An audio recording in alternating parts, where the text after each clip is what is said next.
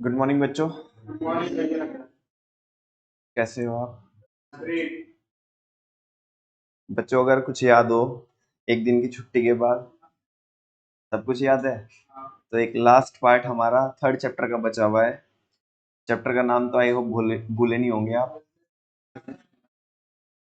ये जो आपने बाद में बोला ना, मैनेजमेंट, बस यही पोर्शन हमारा इस चैप्टर में बचा हुआ है। और आज तो पक्का पक्का मैं इसे क्या करा दूंगा, फिनिश करा दूंगा इस चैप्टर को। और अगर टाइम बचा तो उसके बाद आज इसका क्या भी करेंगे, हम रिवीजन भी करेंगे। वीडियो कौन सी वीडियो तुमने सारी देख चुके हैं हम इसमें। लास्ट टॉपिक है बच्चों, without wasting any more time.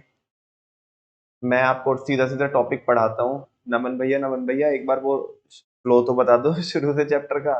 नहीं नहीं नहीं नहीं भैया, हमें आता है। और कोई बात नहीं, टाइम बचा तो तब देख लेंगे इसका फ्लो। लेकिन आज इस चैप्टर को हमें क्या करना है, कंप्लीट करना है बच्चों। और कोशिश ये रहेगी कि कल को इसका टेस्ट हो जाए। कल नहीं तो परसों तो हो ही जाना है। ठीक है, परसों कह रहे सारे बच्चे। चलो परसों देख लेंगे। खैर मैं तो आपकी बात मान ही लेता हूँ, मनवा ही लेते हो आप। वो बात अलग है कि आप मेरी बात मानो या ना मानो। अच्छा, सारी बात मानते हैं।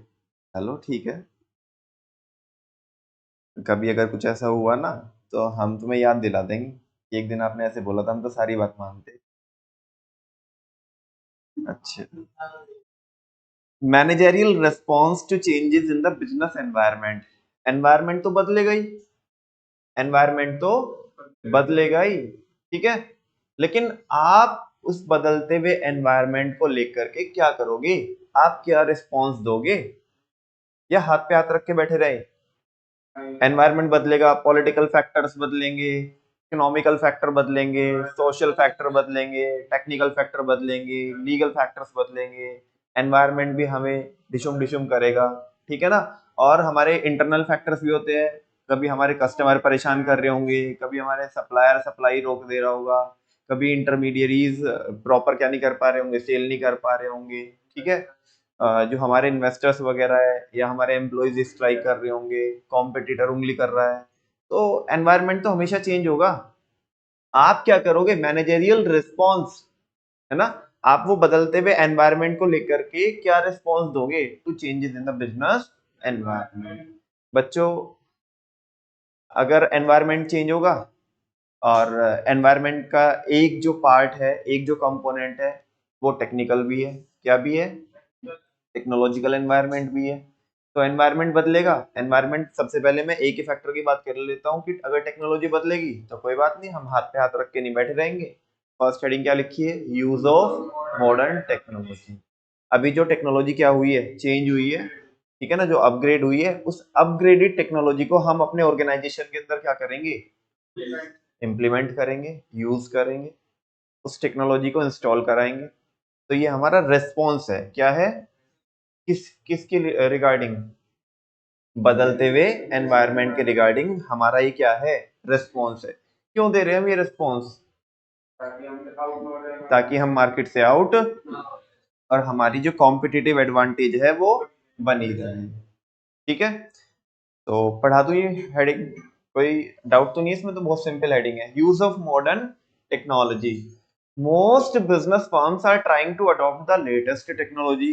कई सारी जो बिजनेस फर्म्स होती है वो ट्राई करती है किसको अडॉप्ट करने का, किसको इंप्लीमेंट करने का, लेटेस्ट टेक्नोलॉजी को, to upgrade quality and reduce cost, ताकि वो अपने प्रोडक्ट की क्या कर सके, क्वालिटी को और कॉस्ट को कम कर सके।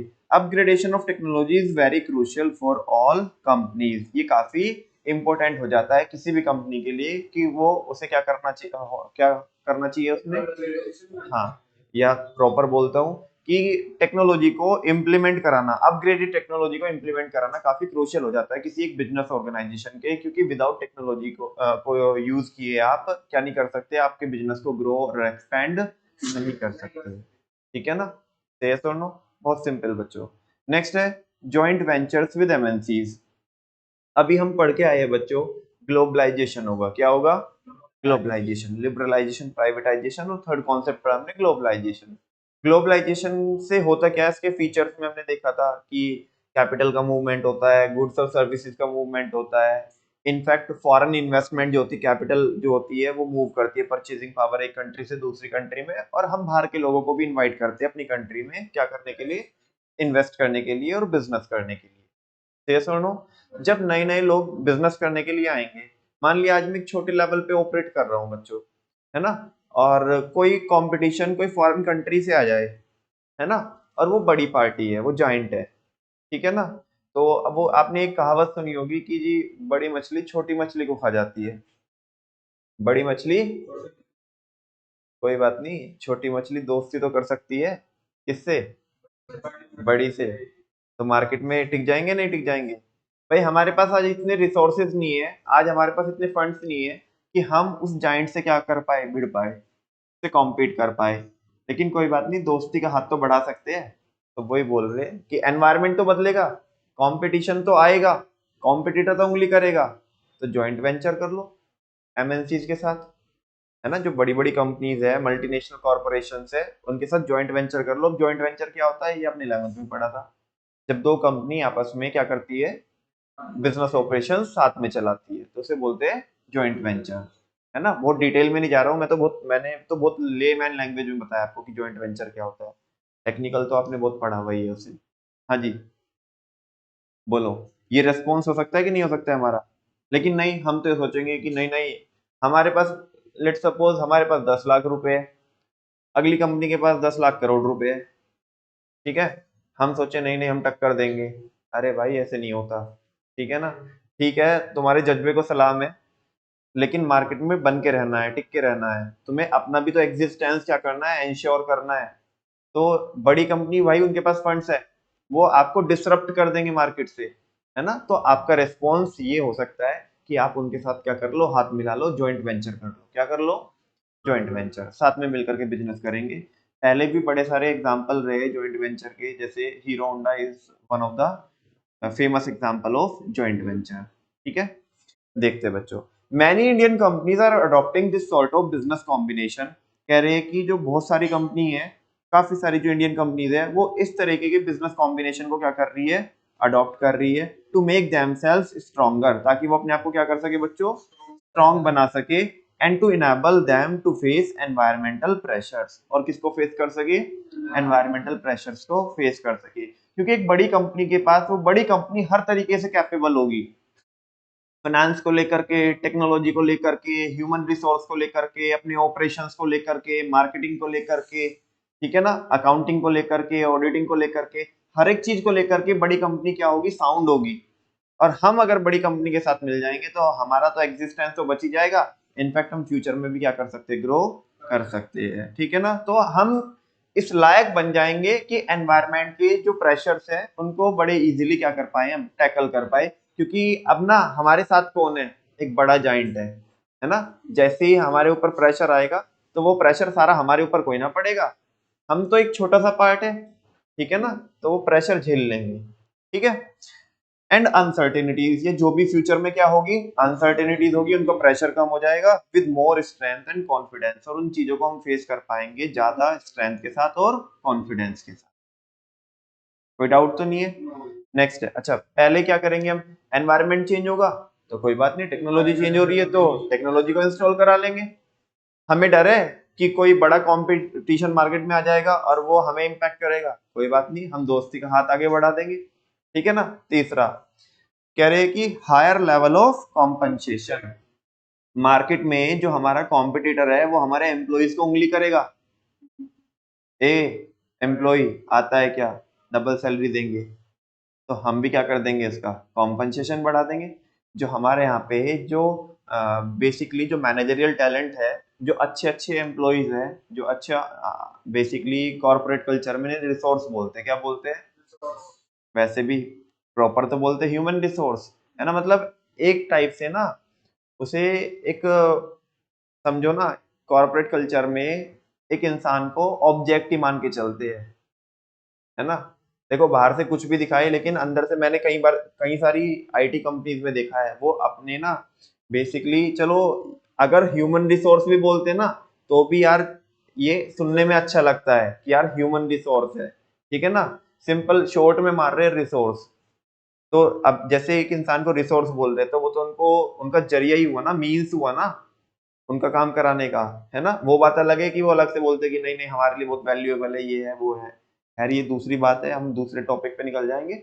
लेकिन फिलहाल मैं कह रहा हूँ हायर लेवल ऑफ कॉम्पनसेशन, जो अच्छा टैलेंट है ना, उनको अगर हमें रोके रखना है बच्चों अपनी कंपनी के अंदर, तो हम क्या दे देंगे उन्हें, हायर कॉम्पनसेशन दे देंगे। कॉम्पनसेशन क्या होता है बच्चों, ओवरऑल पे जो हम उन्हें देते हैं, ठीक है ना। और ओवरऑल पे में सारी चीजें आती है, basic salary, dearness allowance, different types of allowance, perquisites वगैरह, बेसिकली सीटीसी कंपनी की, ठीक है ना, जो कॉस्ट टू कंपनी होती है।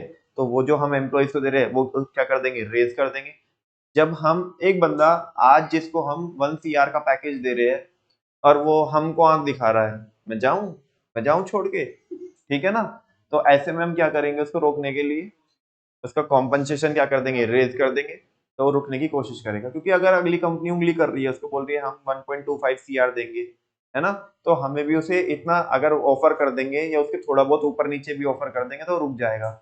वो ये चीज को सोच के रुक जाएगा कि मैं ऑलरेडी यहाँ पे 5 साल से 7 साल से 10 साल से काम कर रहा था, यहाँ पे मेरी इज्जत है, लोग जानते हैं, है ना, बाकी एम्प्लॉय सुनते हैं, ठीक है, मेरा एक डोमिनेंसी है, एक पोजीशन होल्ड करता हूँ मैं नए ऑर्गेनाइजेशन में, सारी स्क्रैच से बनाना पड़ेगा, चाहे भले ही पैसा ज्यादा मिल जाए, शायद वहां पे इतनी इज्जत ना मिले। तो इंसान थोड़ा सा तो रेस चाहिए उसे, थोड़ा बहुत ऊपर नीचे भी चल जाएगा लेकिन रुक जाएगा। तो ये हमारा रेस्पॉन्स है बच्चों बदलते हुए एनवायरनमेंट को लेकर के, कि हायर लेवल ऑफ कॉम्पनसेशन, ठीक है ना। देखो, in order to compete with the salaries in MNCs, क्योंकि जो बड़ी बड़ी कंपनीज है वो तो तगड़ा क्या करेगी, ऑफर करेगी अपने एम्प्लॉइज को, उनके पास तो पैसा है। लेकिन हम तो छोटे लोग हैं, लेट्स सपोज, ठीक है ना, हमारी इतनी औकात नहीं है, किसके माफिक औकात नहीं है हमारी, एमएनसीज के, है ना। तो लेकिन फिर भी अगर हमें मार्केट में बने रहना है और उनसे हम मिलना नहीं चाहते, अगर हम दूसरे वाले ऑप्शन को चुनना नहीं चाहते हैं, जो दूसरे वाला रेस्पॉन्स अभी मैं पढ़ा के आया हूँ आपको कि जॉइंट वेंचर विद एमएनसीज, और इतनी हमारी औकात नहीं है कि उतने उनके जितनी हम सैलरी दे सके, तो अपने एम्प्लॉइज को मोटिवेट करके थोड़ा कुछ रेज दे देंगे तो रुक जाएंगे। तो कह रहे हैं कि अगर आपको कॉम्पीट करना है किसकी सैलरी से, जो एमएनसीज ऑफर करती है, उससे आपको क्या करना है, कॉम्पीट करना है, तो there is a considerable increase in the pay package offered by Indian companies, जिसकी वजह से क्या हुआ है कि इंडियन कंपनीज को भी कहीं ना कहीं क्या करना पड़ा है, अपने आप को एनहांस करना पड़ा है in terms of salary package. उन्हें भी क्या देना पड़ रहा है ज्यादा, या पिछले कुछ समय में ऐसा देखा गया है कि इंडियन कंपनीज कॉम्पीट करने के लिए उन्होंने अपने सैलरी पैकेज में क्या किया है, काफी इंक्रीमेंट किया है, ठीक है ना, in managerial as well as technical job, managerial positions में भी और टेक्निकल जॉब्स में भी, ठीक है। मैनेजरियल पोजीशंस मतलब वही जो लोग किसमें है, ऑफिशियल वर्क करते हैं, और जो एक्चुअल में वर्क परफॉर्म करते हैं जो स्टाफ होता है, तो वो आगे आपके किसमें, टेक्निकल जॉब्स में। लेकिन हकीकत ये है बच्चों कि आईटी कंपनीज की अगर मैं हकीकत बताऊं आपको, आईटी इंडस्ट्रीज की, आईटी में जो मैनेजरियल पोजीशंस पे है, उनकी जो सैलरी है उनमें तो कई कई कई गुना, ठीक है ना, 100 गुना, 150 150 गुना क्या हुए, हाइक हुए, अगर पिछले 10 सालों के 20 सालों के कंपैरिजन करोगे आप। लेकिन एक बंदा जो भी फ्रेशर बोल के लगाए किसी भी आईटी कंपनी में, चाहे वो कोई भी कितनी भी रेप्यूटेड आईटी कंपनी हो, अदर देन स्टार्टअप्स की बात नहीं कर रहा हूँ मैं, ठीक है, वो वही ऑफर कर रही है। पहले भी उन एम्प्लॉयज को कितने मिल रहे थे, 15-20 हजार रुपए मिल रहे थे फ्रेशर को, एक बंदा कोई फ्रेशर आया, अब मुश्किल से मुश्किल 25 हजार मिल रहे हैं। तो उनकी सैलरी में पिछले 10 सालों में इतना कोई चेंजेस नहीं आया, ये तो बराबर में नंबर के साथ बोल रहा हूँ, फैक्ट है ये, रिपोर्ट आप निकाल सकते हो। लेकिन जो मैनेजरियल पोजीशंस पे जैसे सीईओ वगैरह है, जो टॉप लेवल के जो एम्प्लॉयज है, उनकी सैलरी 100 टाइम्स क्या हुई है, इंक्रीज हुई है, इनफैक्ट उसके भी ज्यादा, ठीक है बच्चों। हाँ जी, तो कह रहे हैं कि रेस्पॉन्स ये है कि higher level of compensation Indian companies ने इंक्रीज किया है। और अगर आपको भी ऐसा लगता है कि लेट सपोज आपका बिजनेस है, आप कैसे डील कर पाओगे, तो आपको भी क्या करना पड़ेगा, अपने एम्प्लॉयज को रोकने के लिए सैलरी इंक्रीज करनी पड़ेगी। 3 रेस्पॉन्स देखे हमने अभी तक। पहला, टेक्नोलॉजी अगर चेंजेस हो रही है उसमें, तो हम क्या कर देंगे, नई टेक्नोलॉजी इंप्लीमेंट कर देंगे। दूसरा रिस्पॉन्स क्या होगा आपका, आपको बड़ी बड़ी मछली से डर लग रहा है तो दोस्ती कर लो ना, नहीं करना चाहते हो दोस्ती, तो अपने एम्प्लॉयज को, एग्जिस्टिंग स्टाफ को रोकने के लिए क्या करना पड़ेगा, आपको हायर लेवल ऑफ कॉम्पनसेशन पे करना पड़ेगा, ठीक है ना। नेक्स्ट है एक्विजिशंस एंड मर्जर्स, आपको लग रहा है और आप इतने कैपेबल हो कि सामने वाला उंगली कर रहा है, सामने वाला जो कॉम्पिटिटर है वो उंगली कर रहा है, तो उसे ही खरीद लो ना, उसे ही खरीद लो ना, अपने में मिला लो ना। तुम बोलोगे भैया फोर्थ हेडिंग में और सेकंड में क्या डिफरेंस है? बच्चों, जो सेकंड वाली है उसमें हम जाग करके मिल जा रहे थे, लेकिन फोर्थ वाली में हम इतने कैपेबल है, ए तेरे को ही खरीद लेंगे। ठीक है ना? जैसे बड़े सारे भारत के अंदर मर्जर हुए, आप देखते होंगे ना, एक्विजिशन समझते हो आप? किसी कंपनी को एक्वायर कर लेना, और मर्जर मतलब दो कंपनी आपस में मर्ज हो जाती है। ठीक है ना? दो तीन वर्ड होते हैं बच्चों, शायद पहले भी बताया मैंने आपको, अमलगमेशन, एक्विजिशंस, मर्जर्स। ठीक है ना? अब ये क्या है बेसिकली, जैसे इसने फ्लिपकार्ट ने किसको एक्वायर कर लिया था? एक्वायर मिंत्रा को। ठीक है ना? फेसबुक ने किसको एक्वायर कर लिया? व्हाट्सएप को। भाई फेसबुक को थ्रेट लग रहा था किससे? व्हाट्सएप से, तो उन्होंने इसको एक्वायर कर लिया। ठीक है ना? इंस्टाग्राम भी क्या कर लिया? अपने में एक्वायर कर लिया। समझा ना? अच्छा, जैसे बैंक्स का एग्जांपल देखते हो आप, मैं अभी आपको इकोनॉमिक्स की क्लास में बता रहा था कि जैसे ओबीसी है, ओरिएंटल बैंक ऑफ कॉमर्स, वो किसमें मर्ज हो गया? किसमें? पीएनबी में मर्ज हो गया। ऐसे ही आपका इलाहाबाद बैंक है, कॉर्पोरेशन बैंक है, ये किसमें मर्ज हो गए? यूनियन बैंक ऑफ इंडिया में क्या हो गए? मर्ज हो गए। तो ये बच्चों रेस्पॉन्स है। रेस्पॉन्स क्या है? कि आप एक्वायर कर लो किसी कंपनी को, या मर्ज कर लो, या एमलगमेशन कर लो। एमलगमेशन में बेसिकली क्या होता है, आप डिटेल में तो अगर आप करके लेके आना चाहोगे तो होमवर्क यही है आपका, लेकिन थोड़ा सा एक दिन किया भी था क्या, डिस्कस किया था ना हमने, टेलीग्राम पे भी डिस्कस किया था। अच्छा, इकोनॉमिक्स की क्लास में किया था हमने, तो फिर तो याद होना चाहिए आपको। अमेलगमेशन में क्या होता है बच्चों? अमेलगमेशन में दो कंपनीज क्या होती है, आपस में मिल करके एक नई कंपनी बनाती है, तीसरी कंपनी बनाती है। ठीक है ना? वो होता है अमेलगमेशन। एक्विजिशन में क्या होता है? बोलो।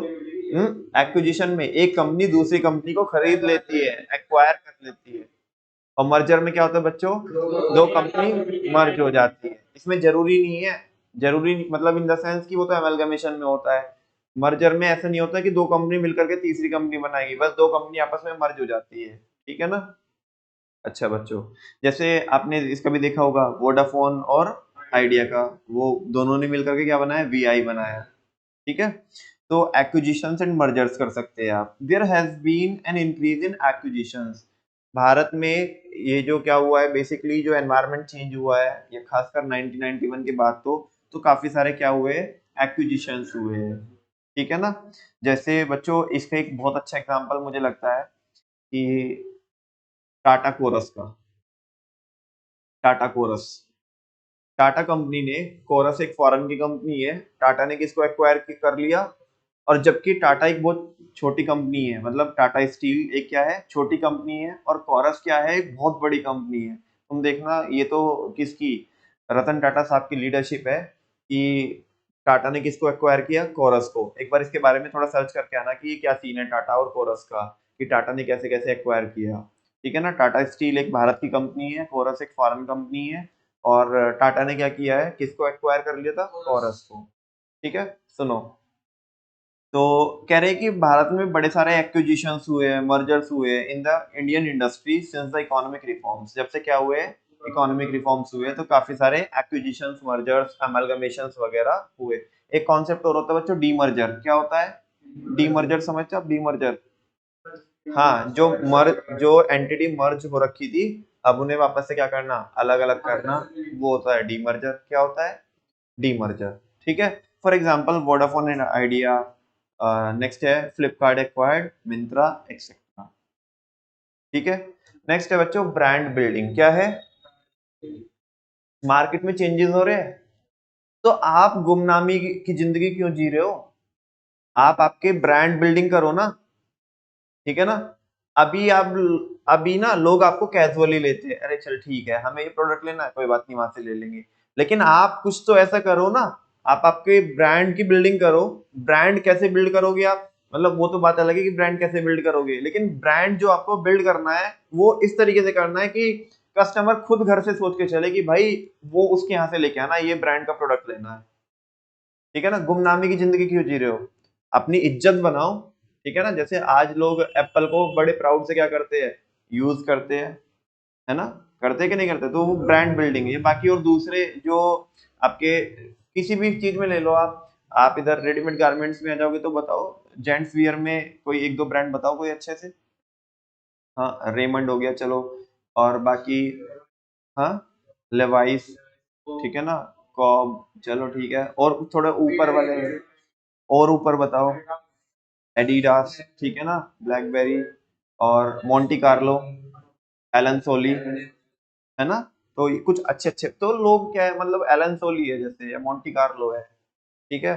या एक बच्चा कल अभी और मेरे को बता रहा था, एक बहुत अपर लेवल का ब्रांड है, या उसमें आ जाओ चलो, अगर उसमें लेडीज वियर में आते हो तो जारा, ठीक है ना, एक बहुत बड़ा ब्रांड है, ठीक है ना, बिल्कुल, गुची, अरमानी, ठीक है ना, इधर भी, है ना। तो ये क्या है भाई, लोग अगर इन्हें क्या करते हैं, यूज करते हैं तो प्राउड भी फील करते हैं, तो ब्रांड बिल्डिंग, ठीक है ना। ऐसे भारत के बड़े सारे ब्रांड है, भारत के बड़े सारे ब्रांड है, जैसे पीटर इंग्लैंड है, तुम्हें सुनने में लगेगा क्या पीटर इंग्लैंड कहाँ का है, कोई फॉरेन का ब्रांड होगा ना।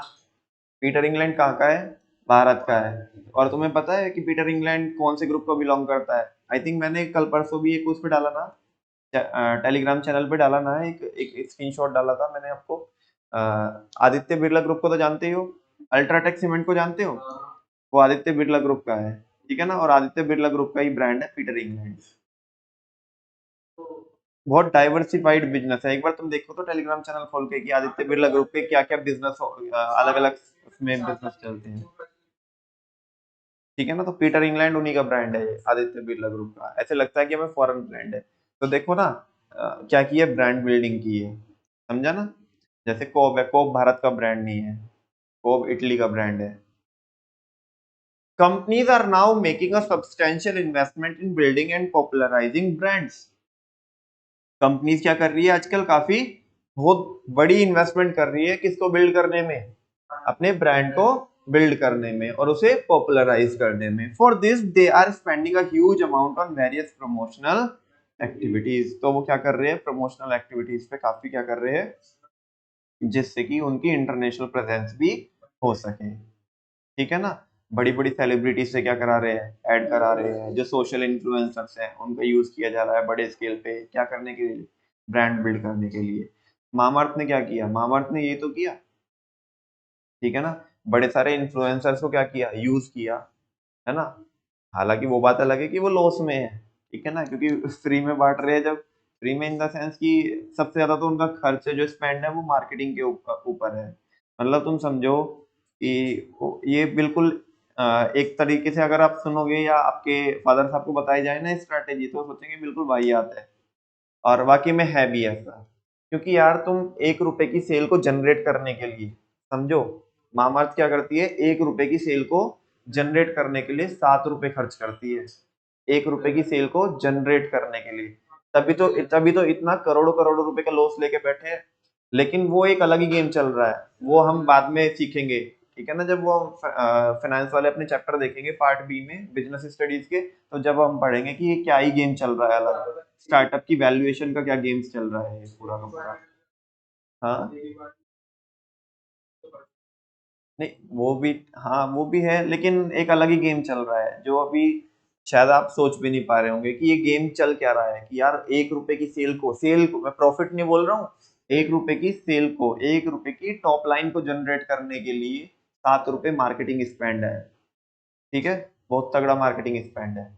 और जिसमें भी कस्टमर का रिपीट इंश्योर नहीं है, कि एक बार तुमने अगर कर दिया तो कस्टमर रिपीट में आएगा आएगा आएगा, आपको हर बार करना पड़ेगा, हर बार करना पड़ेगा। तुम देखो ना कि टीवी पे भी ऐड चल रहे हैं आजकल, सोशल इन्फ्लुएंसर को कितना यूज करते हैं, कोड वगैरह देते हैं, और ये और वो, बहुत सारी चीजें हैं। नेक्स्ट है बच्चों, एक तो ब्रांड बिल्डिंग हो गया, ये तो बता ही दिया मैंने आपको। नेक्स्ट है कस्टमर ओरिएंटेशन, ये तो हमने पहले भी पढ़ा है। कस्टमर ओरिएंटेशन कुछ नहीं है, ये मार्केट ओरिएंटेशन ही है। क्या है, मार्केट ओरिएंटेशन, हाँ जी, दोनों सेम होते हैं, मार्केट ओरिएंटेशन या कस्टमर ओरिएंटेशन। पहले हम प्रोडक्ट बनाते थे और उसे फिर चिपकाते थे, किसको, कस्टमर को। लेकिन अब कस्टमर होशियार हो गया, अब हम प्रोडक्ट ही वो बनाते हैं जो कस्टमर चाहता है, इसी को बोलते हैं कस्टमर ओरिएंटेशन या कस्टमर सेंट्रिक। अब हम प्रोडक्शन सेंट्रिक नहीं रहे, मतलब प्रोडक्शन फोकस नहीं रहे, हम कस्टमर फोकस्ड हो गए। अब जो कस्टमर चाहता है उसकी नीड एंड वांट को हम क्या करते हैं, सेटिस्फाई करते हैं। तो ये तो सिंपल पॉइंट है, रिपीट में आ रहा है, देख लो एक बार। Companies now pay more attention to the needs and convenience of customers. जो कंपनी है आजकल क्या कर रही है, ज्यादा अटेंशन पे कर रही है किसकी नीड्स और कन्वीनियंस को, किसकी वांट्स को, कस्टमर्स की। They have started manufacturing product as per customers need and stress on customers satisfaction. Companies ने आजकल क्या करना चालू कर दिया है, प्रोडक्ट प्रोड्यूस करना चालू कर दिया, मैन्युफैक्चर करना चालू कर दिया कस्टमर की नीड्स के अकॉर्डिंग, और वो ज्यादा फोकस किस पे कर रहे हैं, कस्टमर के सेटिस्फेक्शन पे, कि हमारा कस्टमर क्या हो जाए, सेटिस्फाई हो जाए। ठीक है ना। Toll free customer care numbers have been introduce, toll free number introduce किए गए। ठीक है ना, लगभग लगभग हर एक कंपनी अपना क्या देती है अब, टोल फ्री नंबर देती है। कुछ अगर आपको कोई प्रॉब्लम हो, तो आपके कोई सजेशन हो, या कोई आपको कोई ग्रीवांस रजिस्टर करानी है, तो आप उस पर करा सकते हो। ठीक है ना, तो ज्यादातर कंपनीज ने ऐसा कर दिया। ये क्यों किया, कस्टमर की सुनने के लिए, क्योंकि एनवायरनमेंट क्या हो रहा है, चेंज हो रहा है। तुम अपने कस्टमर की नहीं सुनोगे तो कस्टमर तो स्विच कर जाएगा किसी और पे। तो ये बोल रहे हैं, तो by most companies to sort out queries, ज्यादातर कंपनी क्या कर रही है, टोल फ्री नंबर दे रही है क्या करने के लिए, कस्टमर की क्वेरी को सुनने के लिए और सॉल्व करने के लिए। एंड ग्रीवांसेस, ग्रीवांसेस का मतलब समझते हो आप, प्रॉब्लम्स।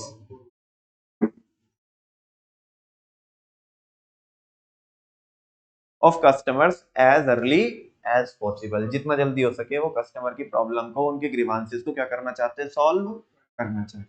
ठीक है ना, कई बार आपने देखा होगा, आप टोल फ्री नंबर पे कॉल करते हो, तो चिंटी बोलती है, हाँ जी सर बताए आपकी ग्रीवांस क्या है। ठीक है ना, ग्रीवांस मतलब आपकी प्रॉब्लम क्या है, आपको क्या फेस करना पड़ रहा है ना, how can I help you, ऐसे बोलती है ना वो। ठीक है ना। नेक्स्ट है डाइवर्सिफिकेशन, नहीं उसे ये पता है, अगर बच्चे नमन भैया के यहाँ पे बड़े हैं तो ये समझ जाएंगे। नेक्स्ट है और लास्ट है बच्चों, डाइवर्सिफिकेशन क्या है, क्यों, एक वो वॉरेन बफे बोलता है, don't put all your eggs in a single basket, don't put all your eggs in a single basket. छोड़ो जाने तो, क्या बोला, मैं बताता हूँ। कई बार तुम्हारे पापा ही बोलते हैं, तुम्हारी मम्मी ही बोलती है, तुम कहीं बाहर जा रहे होते हो ना, तुम्हें पैसे लेके जाने हैं, तो तुम्हारी मम्मी पापा पहले से समझा के भेजते, बेटा थोड़े से पैसे तो इस वाली जेब में रख ले, थोड़े से पैसे इस वाली जेब में रख ले, और कुछ कुछ बैग में रख ले, कुछ बैग में रख ले, एक जगह मत रख सारे। तुम कह रहे नहीं नहीं मम्मी कोई दिक्कत नहीं है, मैं तो पूरा का पूरा बंडल बना करके एक ही जगह रख लूंगा। नहीं नहीं नहीं नहीं बेटा, ऐसे नहीं रखते, कभी कोई प्रॉब्लम होगी, ठीक है ना, तो थोड़े ही पैसे जाएंगे, सारे एक साथ नहीं जाएंगे। वॉरेन बफे भी यही बोल रहा है, वापस से सुनो, don't put all your eggs in a single basket. कहने का मतलब ये, अपने सारे रिसोर्सेज एक ही जगह मैं, और यहाँ इससे क्या मतलब है, यहाँ पे डाइवर्सिफिकेशन से क्या मतलब है बच्चों, अगर मैंने अपने सारे रिसोर्सेज, मेरे पास जितने भी फंड्स है सारे, मैंने एक ही बिजनेस में डाल दिए, और उस बिजनेस पे आफत आई, तो मैं पूरा बर्बाद हो जाऊंगा। बर्बादी का मंजर मेरे को इसी जिंदगी में, इसी जन्म में देखने मिलेगा, सही है सुनो। लेकिन अगर मैंने एक सेक्टर में ना डाला होता पैसा, अलग अलग सेक्टर में मैंने अपने बिजनेस को डाइवर्सिफाई किया होता, ठीक है ना। जैसे भी आप बोल रहे थे ना, कहाँ भैया अल्ट्राटेक सीमेंट, कहाँ भैया पीटर इंग्लैंड, है ना, दोनों का कोई कनेक्शन है क्या, नहीं। लेकिन एक बात बताओ, अगर सारा पैसा हमने एक ही जगह डाल दिया, तो बिजनेस डूबेगा, तो पूरे बर्बाद हम होंगे।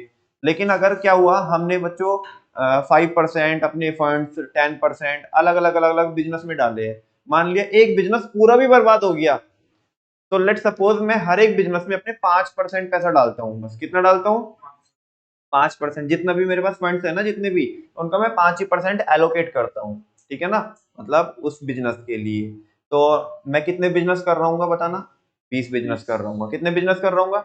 अच्छा मैं कहता हूँ कि उनमें से 2 बिजनेस बिल्कुल कंप्लीटली बर्बाद हो गए, मैं बिल्कुल बर्बाद हो गया 2 बिजनेस में, तो बताओ मैक्सिमम मेरा कितना लॉस होगा, मैक्सिमम 10% लॉस होगा।